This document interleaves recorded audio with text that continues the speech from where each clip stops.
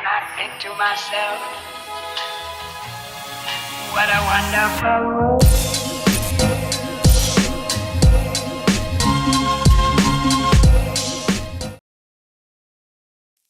Halo semuanya, selamat datang kembali di Story Film. Kali ini kita akan melanjutkan pembahasan seri ketiga dari film Wrong Turn. Di film ini kita bakal melihat kembalinya sosok Three Fingers, salah satu psikopat penghuni hutan West Virginia. Gak cuma itu, bayi mutan yang selamat di akhir film yang kedua sekarang sudah tumbuh remaja dan siap membantu pamannya berburu manusia. Jadi ini adalah sequel langsung yang melanjutkan warisan kegilaan keluarga kanibal tersebut.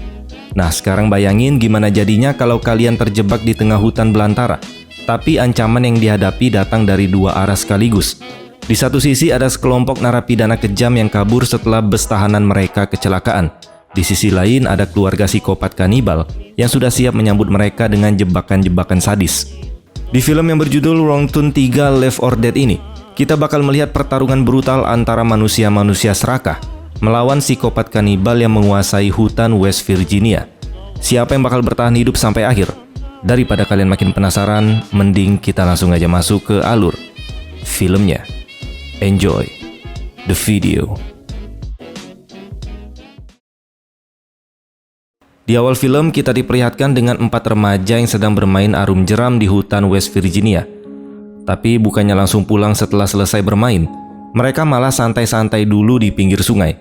Tak berselang lama, psikopat Three Fingers tiba dan membantai mereka satu persatu.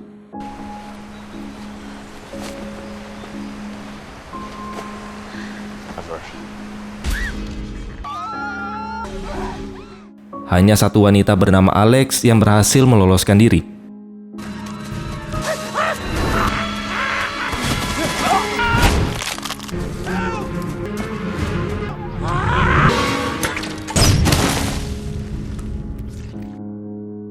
Adegan kemudian berganti ke sebuah penjara di West Virginia, di mana para tahanan sedang menunggu pemindahan lapas mereka.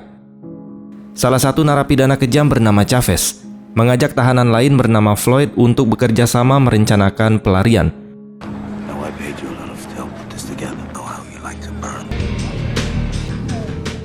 Saat hari pemindahan tiba, seorang sipir penjara bernama Nate ditugaskan bersama rekannya untuk mengawal para tahanan tersebut menggunakan bus dari penjara.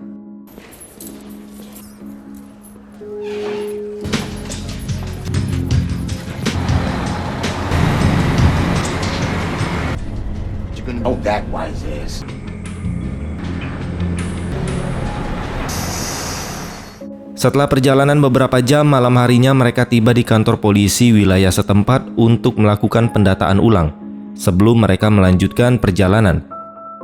Di sisi lain hutan, kita diperlihatkan dengan mutan remaja bernama Tritus, alias bayi mutan dari film kedua yang kini sudah tumbuh remaja. Saat sedang memasang perangkap, dia justru tidak sengaja tertindih perangkapnya sendiri sampai akhirnya Three Fingers datang menolongnya.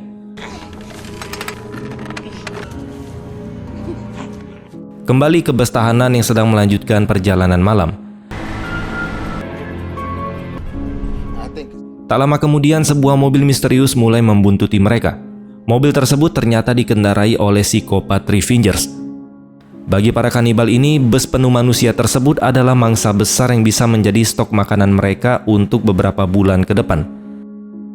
Dengan jebakan kawat berduri di jalan, Three Fingers berhasil membuat ban bus tersebut pecah hingga terperosok ke pinggir jalan.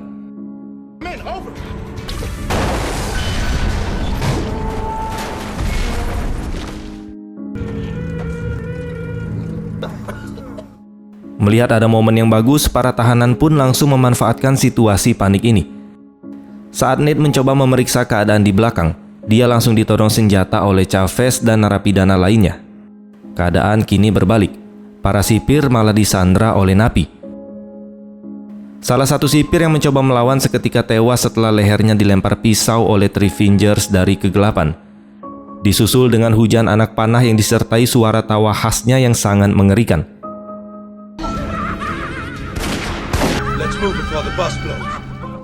Chavez kini memegang kendali penuh atas kelompok tersebut, dan dia memaksa Nate yang paham area lokal itu untuk menuntun mereka keluar dari hutan mengerikan tersebut. Tak lama berjalan, rombongan dikejutkan oleh kemunculan Alex, wanita yang selamat di awal film. Sambil ketakutan, dia memohon bantuan untuk keluar dari hutan yang dihuni para kanibal. Meski situasi tegang karena para napi masih tidak stabil, Alex akhirnya terpaksa ikut bergabung. How old do you think she is? 20 maybe? Well, would you look? Check it out. Di tengah hutan, mereka menemukan sebuah truk lapis baja yang terbalik. Saat dibuka, bagian belakang truk tersebut ternyata berisi tumpukan uang tunai dalam jumlah yang sangat banyak. Dari sinilah semua masalah mulai muncul. Melihat uang tersebut, keserakahan para napi pun memuncak. Chavez memerintahkan semua tahanan dan sipir untuk mengangkut kantong-kantong uang tersebut. Rekan Nate yang terluka parah menolak dan mencoba melawan dengan pistol yang ternyata kosong. Tanpa ampun, Chavez pun langsung menembak mati sipir tersebut.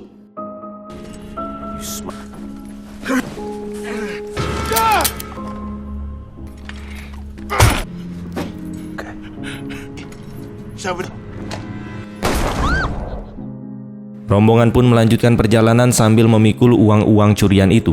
Di tengah jalan, mereka hampir terkena jebakan mematikan dan tiba-tiba disergap oleh mutan remaja, yaitu si Tritus. Karena masih minim pengalaman menjadi seorang psikopat, Tritus dengan mudah dilumpuhkan oleh kelompok narapidana.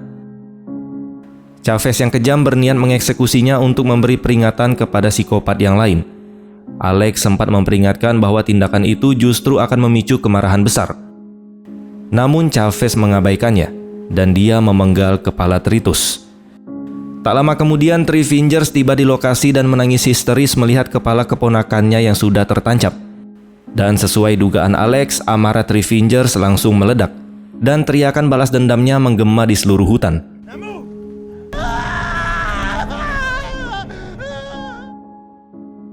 Balas dendam Three Fingers langsung dimulai. Salah satu narapidana tewas seketika akibat jebakan ranting berduri yang menghantam tubuhnya. Di sisi lain, kantor Sheriff West Virginia mulai curiga karena rombongan bus tahanan itu kehilangan kontak dan tidak kunjung tiba di tujuan. Saat menyusuri hutan, rombongan Nate menemukan mobil rongsokan yang digunakan Three Fingers untuk membegal bus mereka. Chavez menyuruh salah satu tahanan untuk memeriksanya. Ketika mendekat, tahanan tersebut justru terkena jebakan tali yang terikat ke mobil. Three Fingers yang bersembunyi langsung tancap gas, menyeret tahanan itu hidup-hidup ke dalam hutan. Napi lain yang egois memilih tidak peduli dan terus berjalan. Keserakahan atas uang curian itu akhirnya memicu pertikaian hebat di antara para tahanan. Nate dan Alex memanfaatkan kekacauan itu untuk melarikan diri. Start looking for us soon. Die, man! Let's go.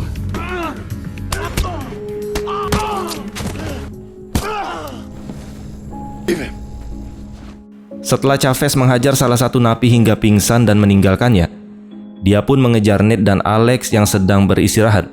Keduanya pun kembali tertangkap, dan Chavez kembali memaksa Nate untuk menuntun jalan. Get this bitch out! Tak lama kemudian mereka tiba di sebuah menara pengawas kebakaran dengan harapan bisa meminta bantuan dari radio. Namun harapan mereka pupus karena menara tersebut rupanya sudah hancur dan hangus terbakar. Jika kalian masih ingat, menara ini adalah menara pengawas dari film pertama saat rombongan Chris Flynn melarikan diri, yang kemudian dibakar oleh keluarga psikopat kanibal. Chavez yang merasa ditipu oleh Nate langsung bersiap membunuhnya. Beruntung, sheriff wilayah setempat tiba-tiba muncul dan berhasil menyelamatkan Nate. Keadaan sempat berbalik di bawah kendali kepolisian. Namun dominasi polisi tidak bertahan lama karena Three Fingers tiba-tiba menyerang dan mengacaukan situasi, yang membuat para narapidana kembali memegang kendali. Sementara itu, Floyd alias narapidana botak yang ditinggalkan Chavez ternyata masih hidup. Dia menemukan kantong uang yang sempat disembunyikan Chavez karena tidak sanggup membawa semuanya saat dia mengejar Nate. Floyd pun membawa kabur uang tersebut. Ketika Chavez kembali untuk mengambil simpanannya dan menyadari uangnya sudah hilang, dia mendengar suara tawa Floyd yang mengejeknya dari kejauhan. Floyd dengan sombong menghamburkan uang-uang tersebut di tengah hutan. Naas dia tidak menyadari kehadiran psikopat Three Fingers di belakangnya.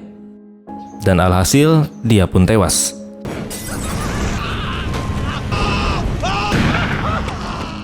Chavez yang menyaksikan hal tersebut tentu saja sangat murka, karena semua uangnya musnah, dan dia bersumpah akan membantai Three Finger. Move! Let's go! Saat melanjutkan perjalanan, mereka kembali menemukan mobil rongsokan milik sang kanibal. Sadar itu adalah jebakan, Chavez dengan kejam mendorong Alex untuk dijadikan umpan. Sesuai dugaannya, Three Finger langsung muncul dan menculik Alex. Nate berniat mengejar untuk menyelamatkan Alex, namun dia dihalangi oleh Chavez. Karena sudah muak dengan kekejaman Chavez, satu-satunya narapidana yang tersisa tiba-tiba memukul Chavez dari belakang, hingga dia pun pingsan. Nate segera memanfaatkan kesempatan ini untuk pergi menyelamatkan Alex, dibantu oleh anjing pelacak milik sheriff yang dia temukan di jalan. Di sisi lain, Alex yang disekap di markas Three Finger bersiap menghadapi siksaan yang kejam. You made a bad choice.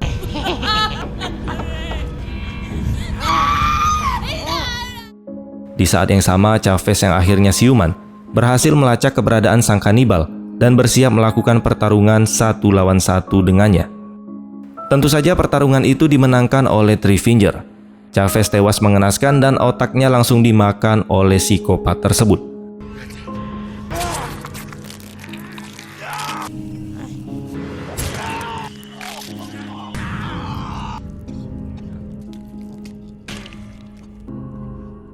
Sementara itu, Nate berhasil menyelinap ke markas Three Finger dan menyelamatkan Alex. Namun saat hendak melarikan diri, Three Finger tiba-tiba kembali dan menghadang mereka.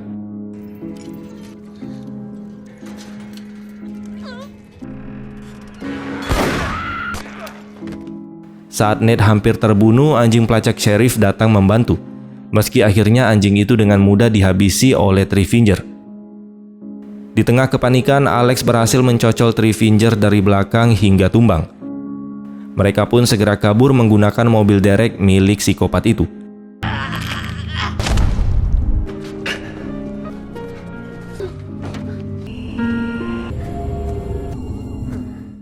Namun tentu saja psikopat Three Finger tidak akan mati semudah itu. Dia tiba-tiba sudah berada di kap mobil hingga membuat kendaraan mereka terbalik di jalan.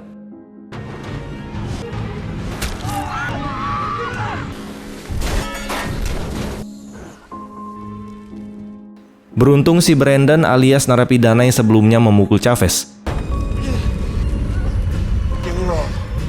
muncul tepat waktu untuk menyelamatkan mereka dari serangan susulan. Nate akhirnya berhasil menghabisi Three Finger dengan mencocolnya menggunakan pengait besi, lalu melemparkannya ke dalam bak truk yang terbakar hingga meledak bersama mobilnya. Setelah situasi aman, Nate membiarkan Brandon pergi bebas dan memalsukan kematiannya sebagai rasa terima kasih. Saat subuh tiba, barulah bantuan polisi datang mengevakuasi Nate dan Alex.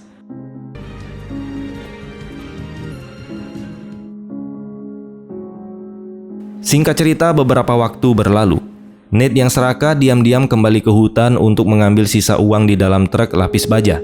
Namun naas, dia justru dipanah hingga tewas oleh Brandon, yang ternyata juga mengincar uang tersebut. Dia juga berkata jangan pernah percaya pada narapidana. Saat Brandon hendak membawa uangnya, tiba-tiba di belakang muncul sosok mutan kanibal yang siap membantainya. Dan film pun selesai. Ending yang sangat menserakahkan. Kalau ditarik kesimpulannya, inti dari film ini sebenarnya simpel sekali ya, dimana keserakahan itu pasti akan membawa petaka. Para narapidana yang harusnya fokus melarikan diri dari kejaran kanibal, mereka malah sibuk rebutan uang haram sampai akhirnya tewas satu persatu. Bahkan Nate si polisi yang sempat selamat, akhirnya juga mati konyol karena balik lagi ke hutan demi uang haram itu.